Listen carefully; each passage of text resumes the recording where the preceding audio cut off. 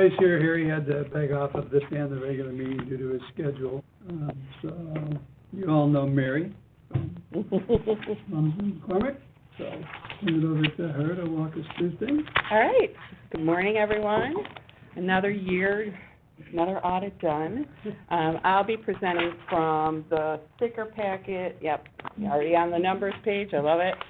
So we only got 30 minutes or less, Mary. We're ready to go. We're jumping All right right, we're good. So the first page, Independent Auditor's Report. It's an unmodified opinion, clean opinion, highest standard you can obtain in an audit.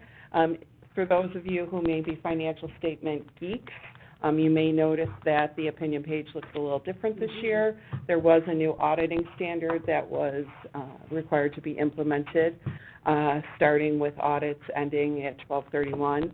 And so it basically says the same thing, a few more words, a little bit different order, but yes, it does look different. And then taking a look at the numbers, we've got the balance sheet. So very, very strong asset section of this balance sheet. You've got cash is 63% of your total assets. Capital assets make up the other part of it. And then you've got a very small amount of liabilities. You've got the current and long-term portion of the new debt that you have with the town for that Rapids Road, 1090 Rapids Road property.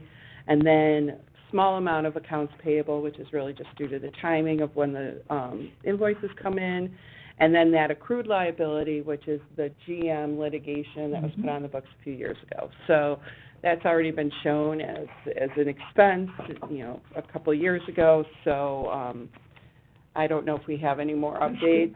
Their calendar must be different because they told us February. Maybe they'd be in February 2023. They have one of those other calendars. Mm-hmm. Unless we hear something today, but no, we're not aware of anything yet.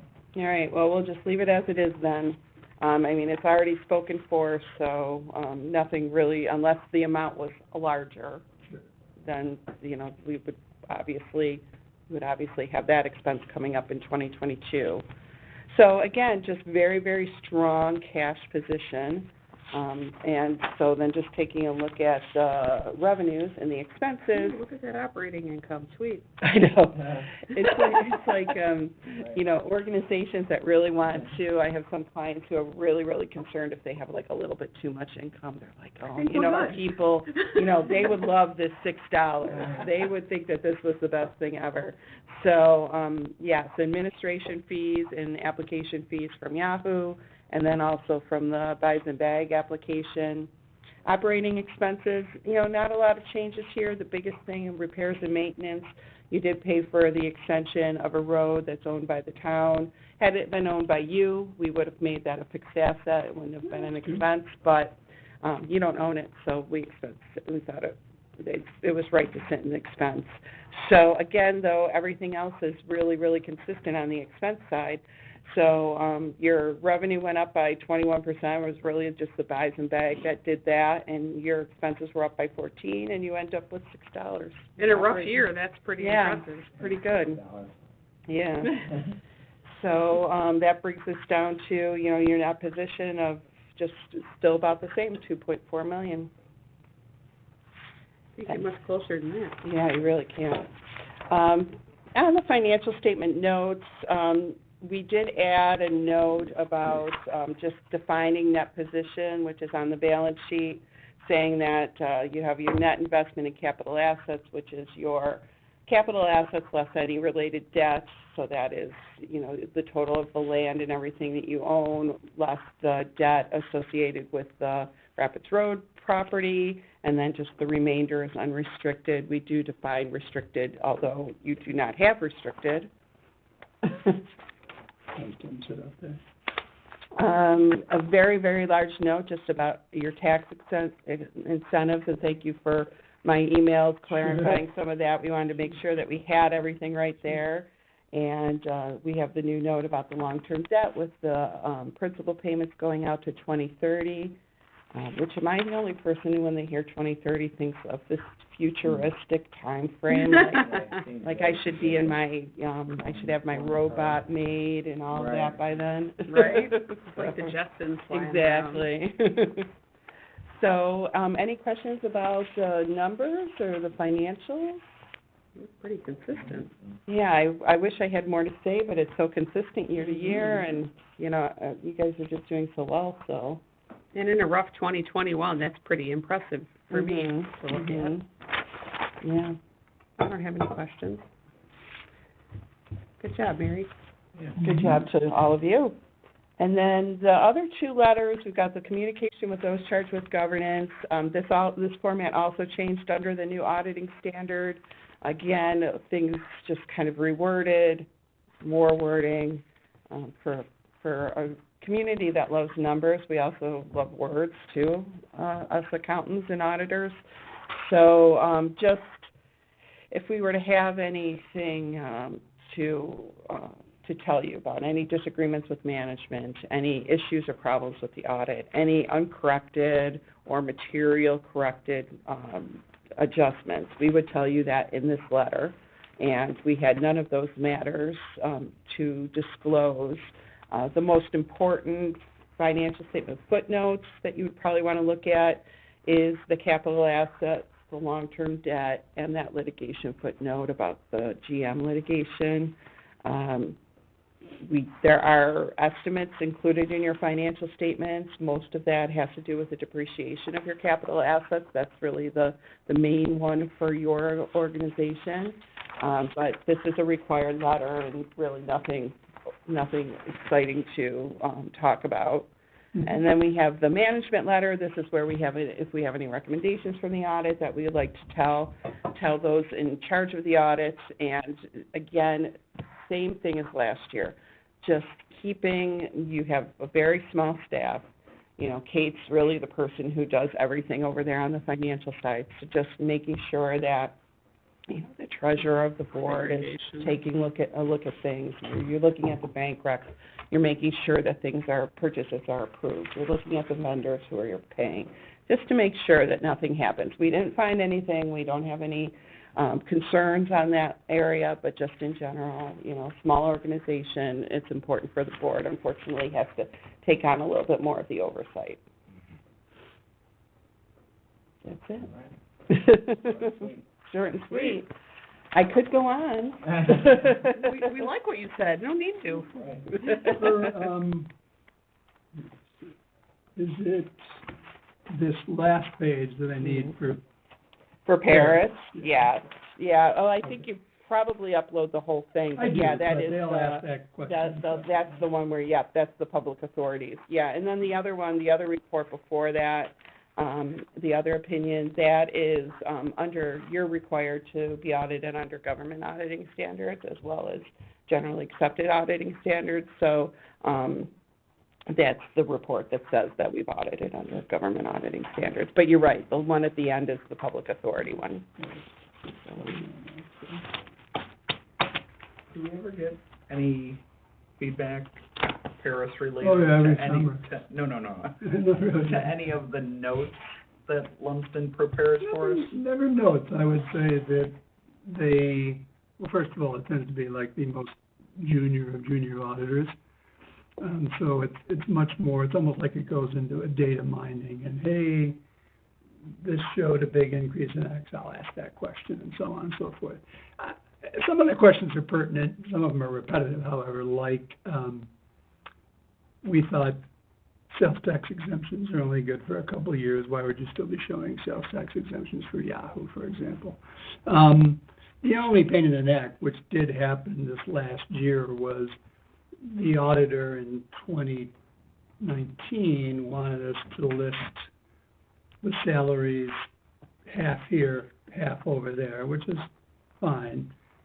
Auditor in 2020 says, I don't understand these salaries, they should also be in one place. And I think luckily either Kate or I had the email that we sent back and said, no, wait a minute, this is silly, take your pick, we'd prefer, oh, okay, all right. So But no, never any questions on the notes, never any question about that accrued liability.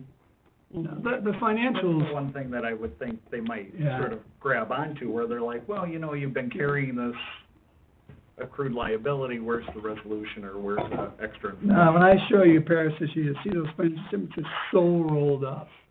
That just falls under like other, Other liabilities yeah, or something. so that it doesn't, quote unquote, per se stand out by itself. Not that that's an issue. but- When it's eventually resolved, they might ask, just because the number will decrease Yeah, in that line, so they might say, well, why did that change? yeah, But, yeah. No, they tend to be pretty straightforward mhm. questions. But- all right. So we'll just need one of you guys when we get to, I think it's in the new business. Yeah, to make a motion to accept the audit and so on and so forth, and Mary can send me non-draft statements that Mhm. we can upload and so on. I'll do that next week, just to, Wrap it up? All right. Cool. yeah, I'm waiting on one other thing, which I don't think I'm gonna get, but that's all right, it's not the end of the world. It's, sales tax used by customizer. I stopped by, asked them, yeah, I think we had some. Okay, well, show me, fill out your form, so. Great. All All right. right. Thanks, Mayor, thank you. Welcome. Enjoy the rest of your day. Yeah. Hopefully it won't snow. Not yet.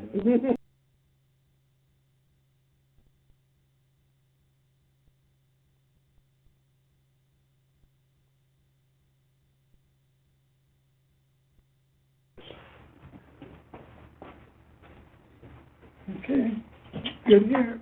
All right, we'll call the meeting to order. It is 7:58, it looks like.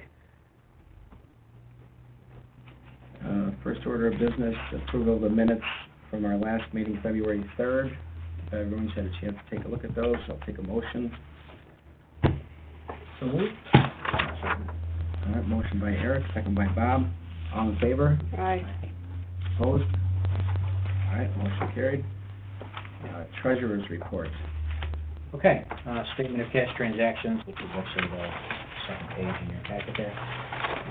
Is coming in, the interest for the month, $122.33, and disbursements are a low number this month in terms of line items. The town standard charge, travel expenses for Tom, the SEBA monthly, and then the audit, from Munson and McCormick at $4,200. So total disbursements over the month of about $80.27. So if we go to the income statement, I don't know if you got to flip backwards for. Again, we got the admin fee there for Toshiba. The management fee also includes some credit card charges, the auditing fee, and then a return. This was from the conference you didn't go to? Correct. Refund from the conference? Okay. So for a total net loss for the month of $79.05, and year-to-date, $23,785 net loss. And then if we go to the balance sheet, we'll see the $108.60 in savings, in checking, and then the savings account at $1594,173. Liabilities are the same three line items, the two bonds and the accrued litigation for GM, giving us a total liabilities, investments, fixed asset, and fund balance of $27,08,778. Any questions?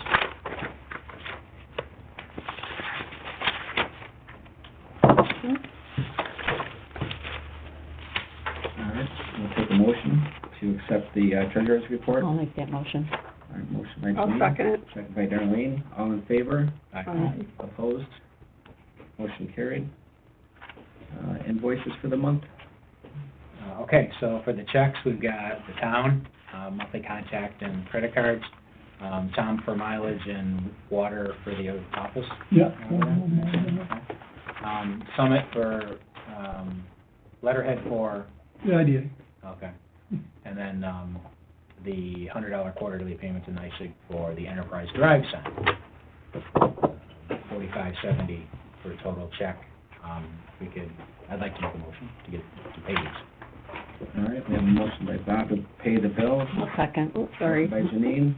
All in favor? Aye. Opposed? Motion carries. And administrative report. I'll be quick, so to save time for the more important things. I'll pass around may have already seen it, the rendering of the Amazon facility for the town of Niagara. It's interesting, at least a couple of times I had people reach out and say, well, you know, we hear Amazon's coming to Lockport, the town of Lockport. And it was flummoxed for a while and thought, well, of course not. There literally isn't enough land unless you went to the east end of town and took over agricultural land.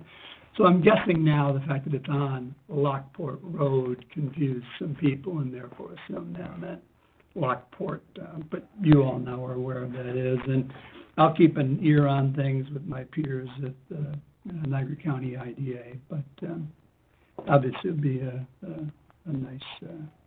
nice project for sure. Y'all can see the smart TV that will replace the projector screen. When the highway department put that up, one of its first uses will be to facilitate the town's website training in here.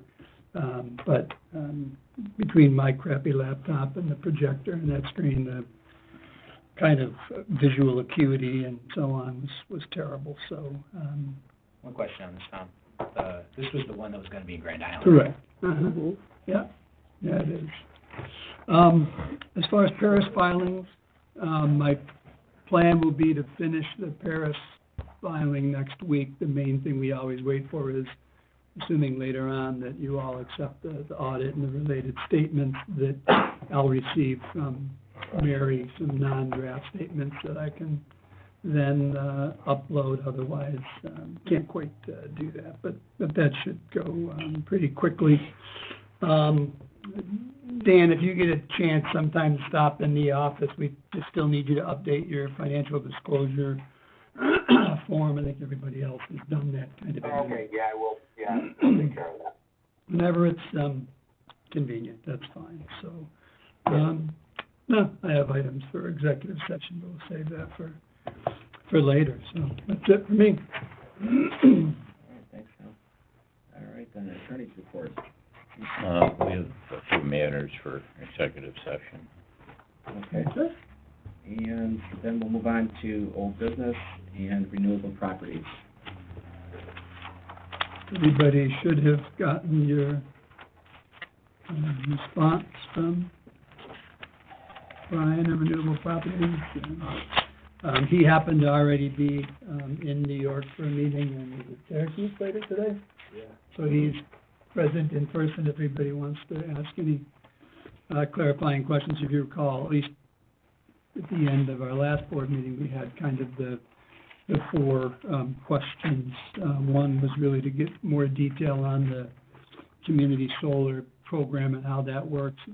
I would say the answer to that is both a combination of what they've provided here, and then I had previously reached out and had a conversation with this Candace Rossi from the quote New York Sun program, and certainly, there's no inconsistencies with what Brian's presented here. The other question was on corporate structure. The third question was kind of comparing and contrasting the pilot and host community agreement that we had seen Renewable Properties enter into in Marilla, and you can see some of the answers and differences on that. And then lastly, and probably substantively, is a kind of a collective summary of how the pilot might look, if you will. I would say the one major change to that, and you can see that in his comment as well, is an agreement to annual accelerator that wasn't part of the kind of initial proposal. But that's sort of a thumbnail summary of what was provided to us, but it's up to you all if you have clarifying questions.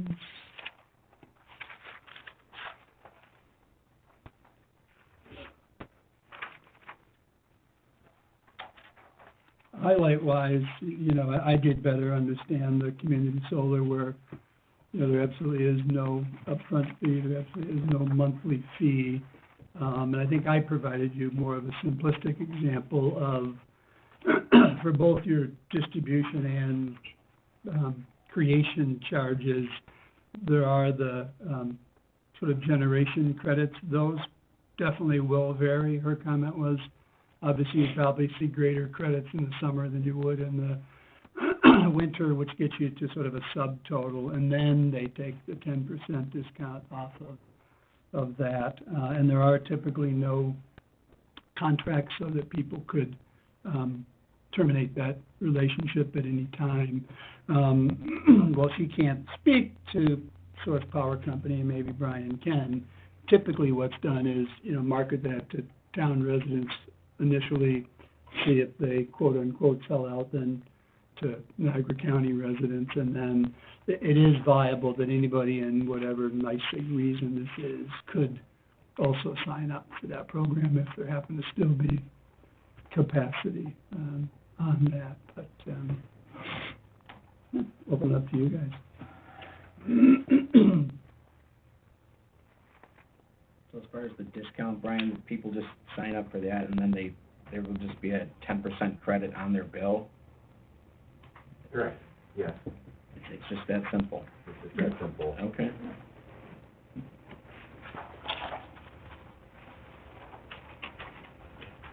I don't know if anyone had any questions on he provided a nice attachment and financial breakdown, little spreadsheet of the different taxes and the overall net exemption over the 25 years of what it would look like. I thought that was very helpful in kind of showing what it will look like.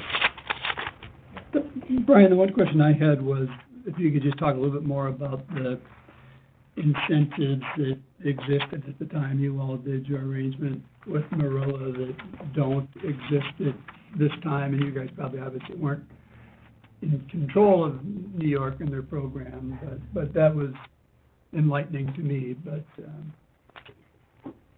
yeah, so the New York Sun program started 2 years ago with a megawatt block incentive program. So projects earlier on that applied for an incentive with NYSERDA would receive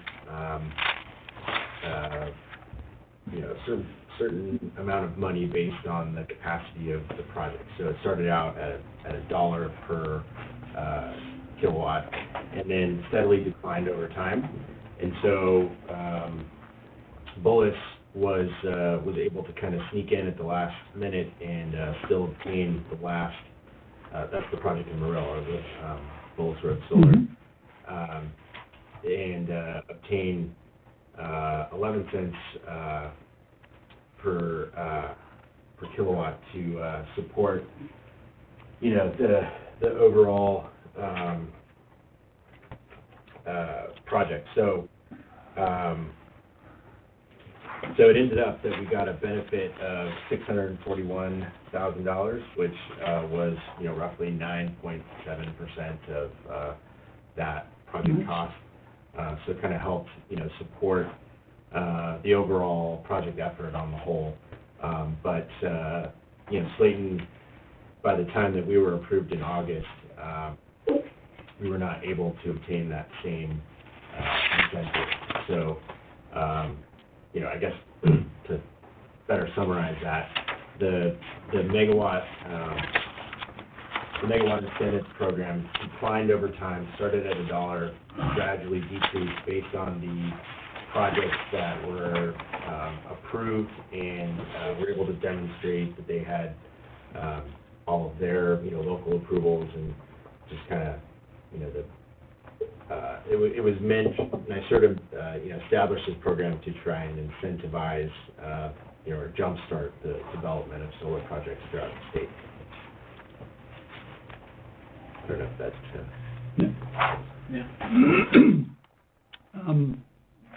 I had spoken to Harry Anderson, who wasn't able to be here today, and he'd reviewed your package, so I just want to ask one question that he had. He felt that the sort of layered LLCs made sense to him, but his question was, with this being a capital-intensive kind of upfront during construction program, and some ongoing expenses for operations, with the revenue not being kind of fully coming in till later.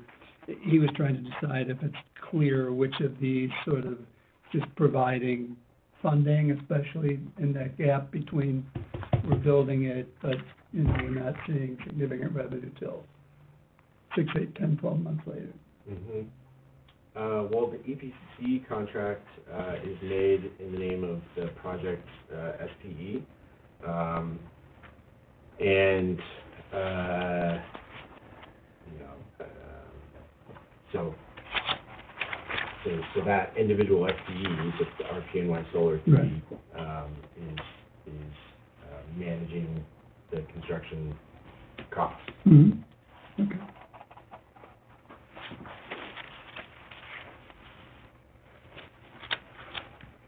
Brian, are you anticipating any other incentives in any way for this project other than what you've applied for with this board and what you've already described for us as not being available through the SUN program? Any other incentives, state, federally, locally, in any way? There are no incentives with NYSERDA. That program has dried up. So, you know, we would have tax equity investment into the project company, the RPNY Solar 3. But that's not really an incentive per se. That's, so, I don't know if that answers your So no, nothing federally and nothing else other from the state incentive-wise? No.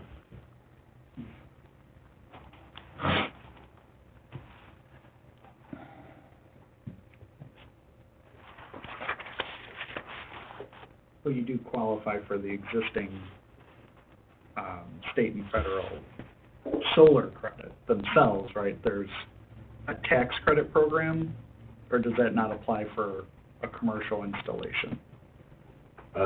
So, no.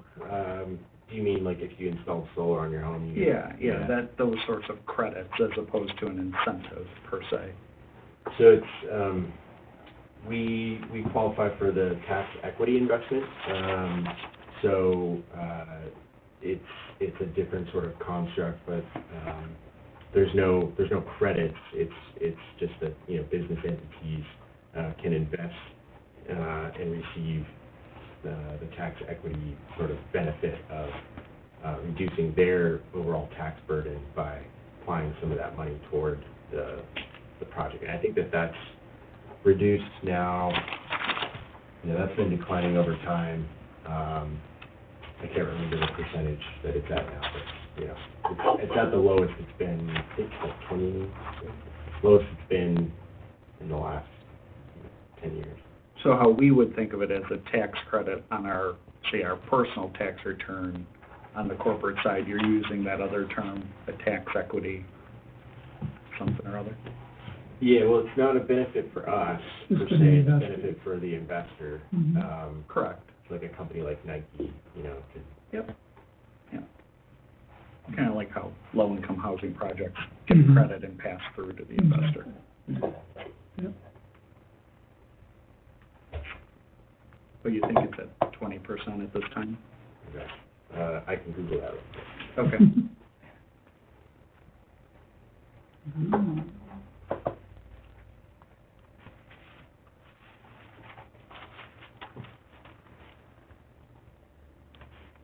26%. Eric's gonna go back and I think we pull have some some, money together. discussion to, address for the attorney in the executive session on this. All right, that's all the questions we have for Brian then, for renewal. All right, okay. Well, just real quick, wanted to say thank you for allowing me to speak real quick and to answer questions. So I think one of the, you know, the main questions we have is, hopefully, you know, you guys are willing to provide some direction as to whether, you know, this is a viable opportunity for us to pursue a pilot with the town. And we're hoping for, you know, I guess, direct feedback as to whether that's a possibility, and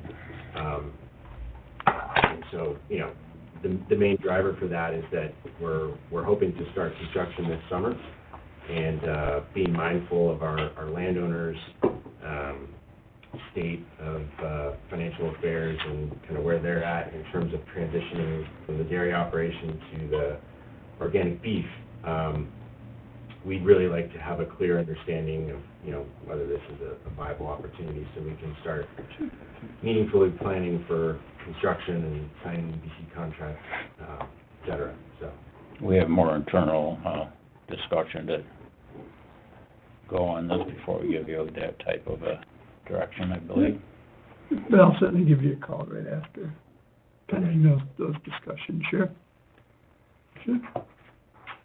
And I think, you know, if to that end, if there is feedback on, you know, specific aspects of what our offering is, that would be very helpful to understand. Sure.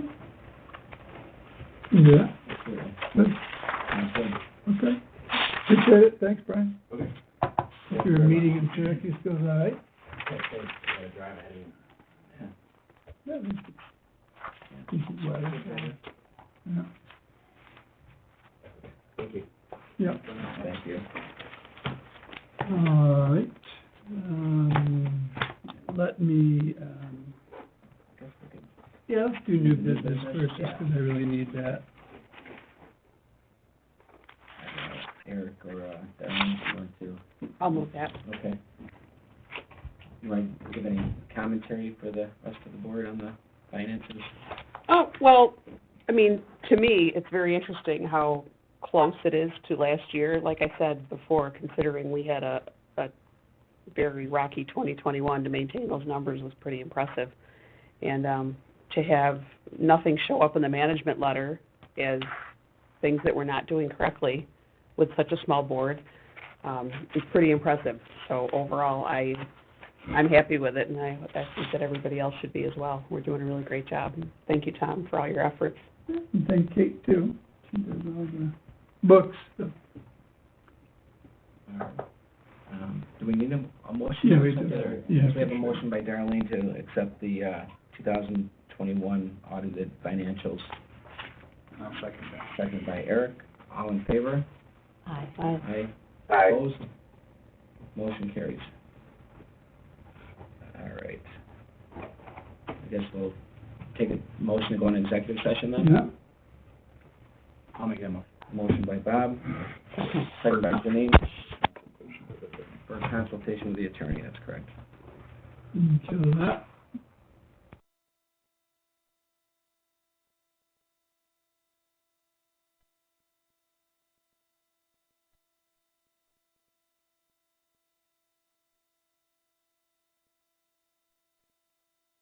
You to sign signature cards Okay. for the bank. I dropped my phone through my phone when I went to read. Thank you. All right, next meeting is April 14th, Thursday, April 14th. All right. So the Thursday. Okay, Mark. So the Thursday, Yeah. On to Thursday. All right, Dan, thanks. Thank you. Take care. Everyone. What's that? You guys know Mark? Sorry to make you. I don't know. Oh, you're gonna wait until. There's, Bob, Todd, Eric, and Janine. Not bad, how are you guys? So did you guys figure out who was gonna be the signers? Well, I just know that you've got chair, vice chair, secretary, and treasurer, so. So what I got from Kate was